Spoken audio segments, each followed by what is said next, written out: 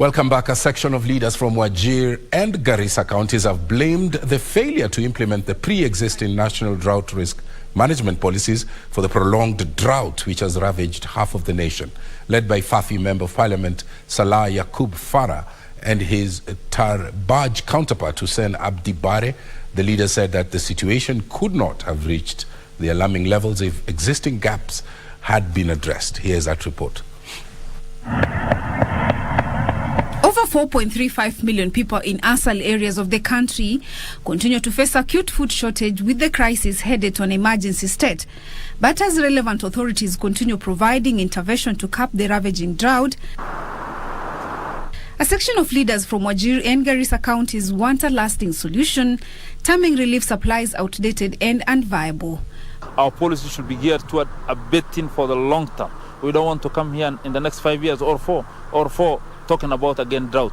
It's a shame. Fafi Member of Parliament Salah, Yakub, Farah and his Tarbaj counterpart Hussein Abdi Bare blamed the failure of implementing the pre-existing national drought risk management policies that spell out what should be done to deal with the prolonged drought which has ravaged half of the country.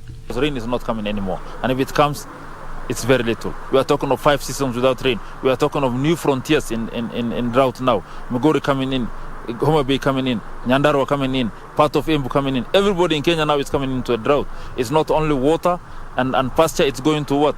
Shortfall in harvest. This is a major thing, because if we are talking of 29 counties, you can understand the level of effect this drought has to for the country.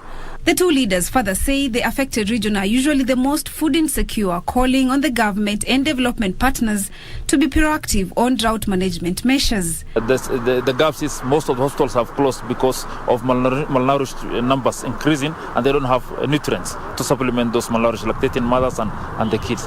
The gaps has been lack of water. That's why you see people crossing Tana River or going to Isiolo side to look for water.